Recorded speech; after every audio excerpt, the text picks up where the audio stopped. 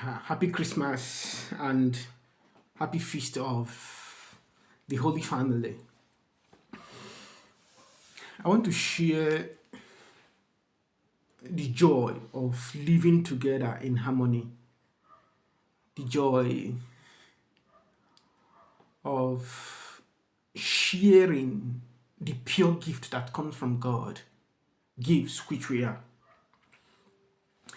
In today's readings, which of course normally help me to offer some words, especially the first and the gospel, but even more importantly, even the second reading. So it's not, we are reminded that we are God's children in the second reading. And we can only live well our relationships, our friendships, our union in families if we accept this fact, if we believe. Okay, let me begin with this story we normally know very well. This story of where they placed two groups of people hungry. They have been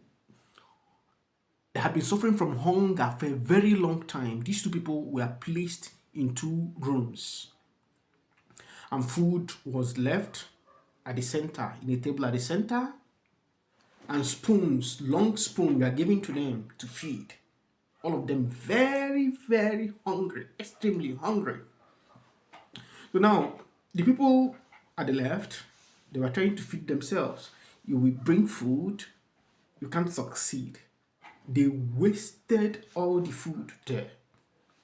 But in the other room, because this person was angry, was hungry, he noticed that the person in front of him is hungry.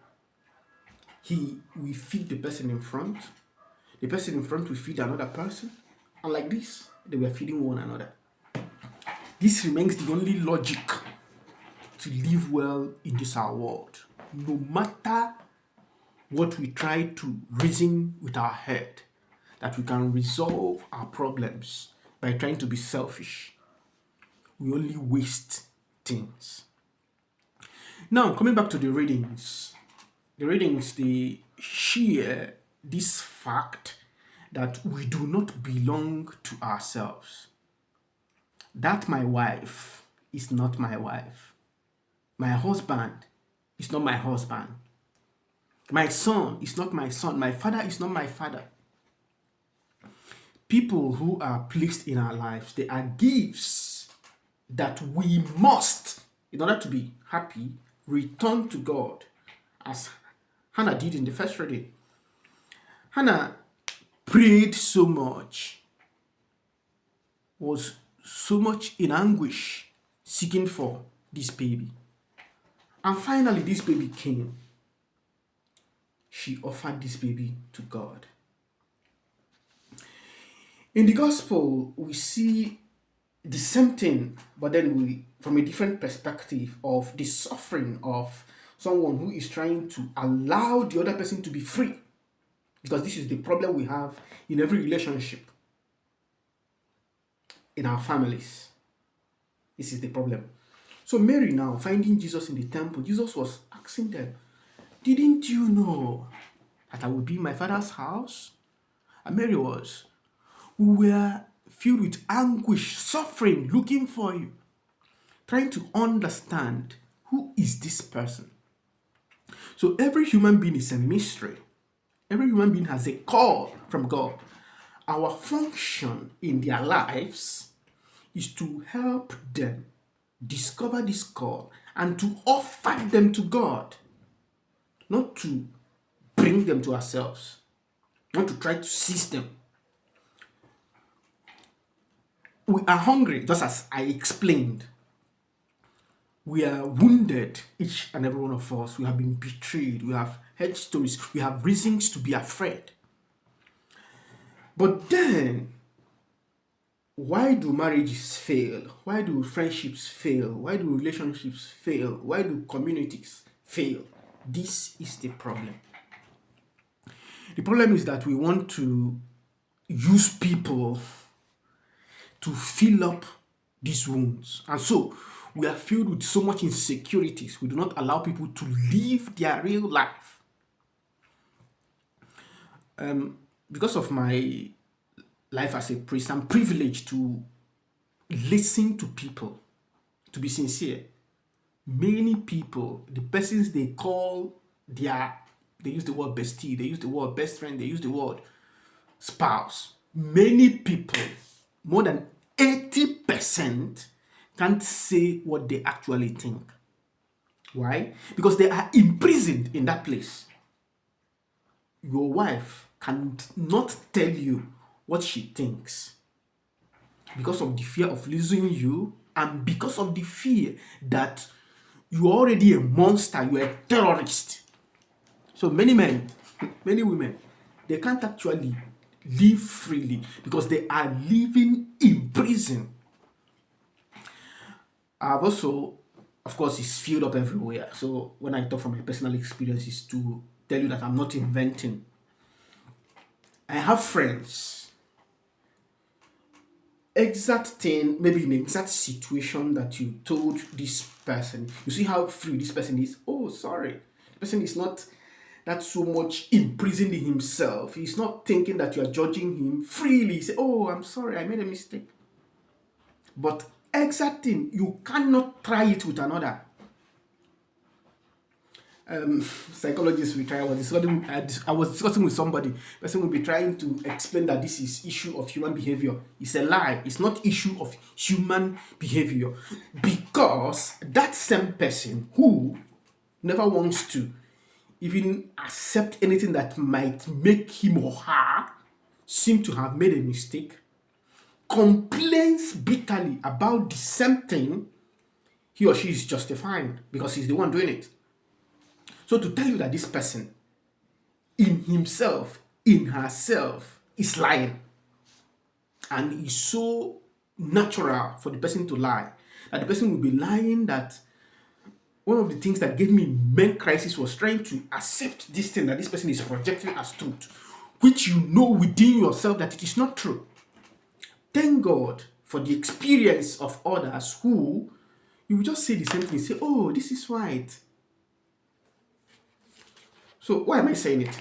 The problem here is that this person probably have been judged so many times, the many times maybe he or she tried to open up, especially from home, because the major problem is from home. The mother judges him or her, even up till now. Maybe the father is reminding him or her of the mistake he did 10 years ago. And so this person's mind has been configured that the world judges.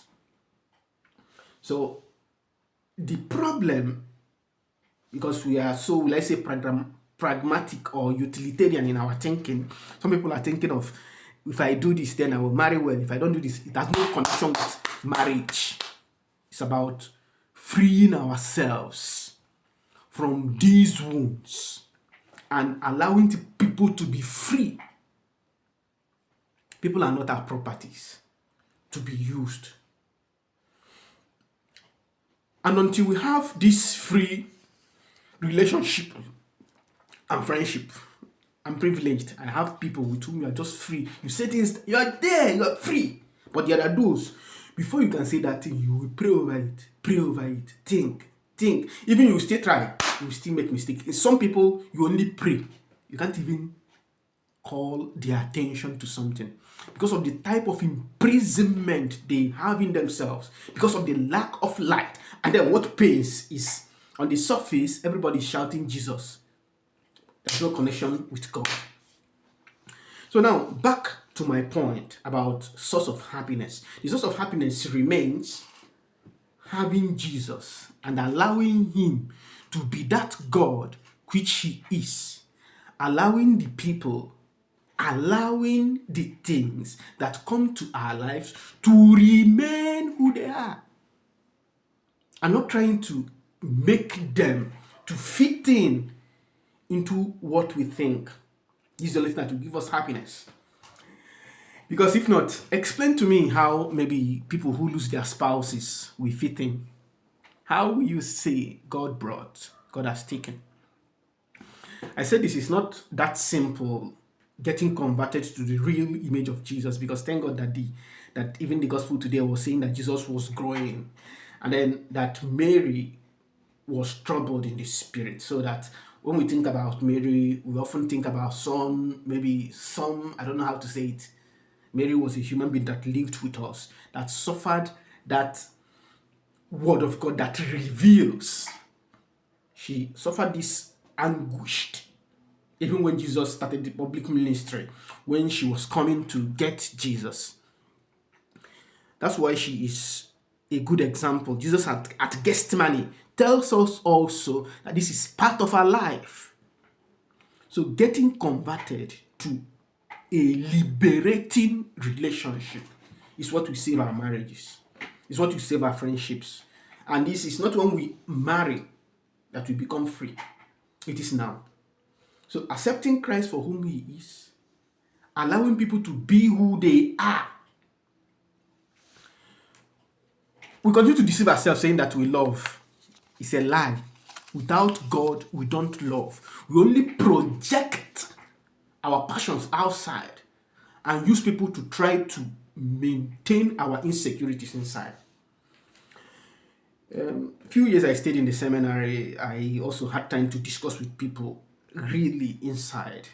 I discovered that, although I knew it during my own time, that the major cause of crisis of many people is coming from their parents. Parents, I mean their mother. They say that a mother loves a son. It's a lie. Because that love is a selfish love. You see somebody, he can't even say what he's thinking before his mother. He doesn't want to be a priest or something. He doesn't want a particular part of life. He can't even say it before the mother, who is a terrorist. That's what I'm saying. But the woman will be pretending that there is no love without dying to our passions. So people enter into marriage, you see so much insecurity. The man cannot greet another woman because you are living with a terrorist. Of course, the wife will not even, who are you talking to? Every time, insecure, dead within. So we are troubled. Yes, we have had experiences of betrayals. We have had experiences of wound. So, as in the first story I told, sometimes we want to protect. We harm, we lose, we waste everything.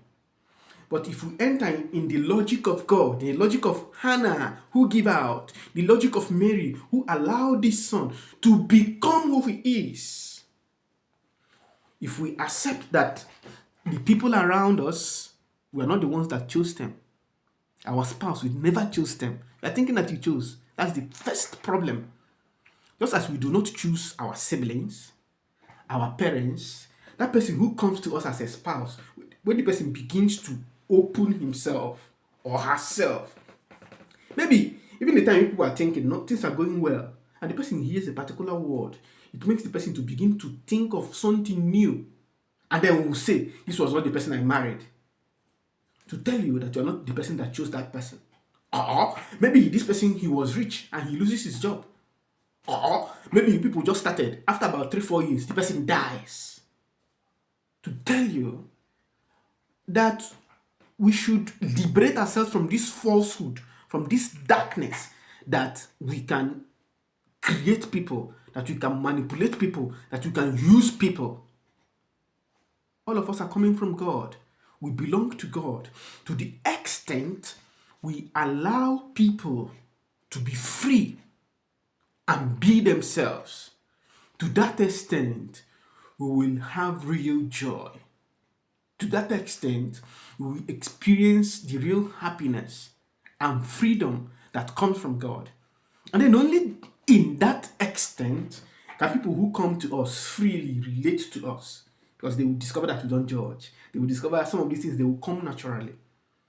So I pray that God helps us to tell ourselves the truth, opening our hearts, asking Him to heal us,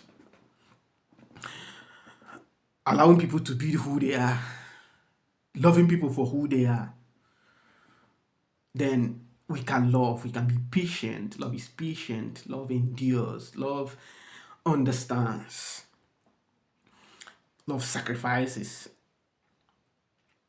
so that we don't continue to deceive people in the name that we love them and then get them into marriage, continue to imprison them, so that we can have a real free relationship among ourselves everywhere we are, so that our families will be a real places of joy. Peace be with you and happy, holy family.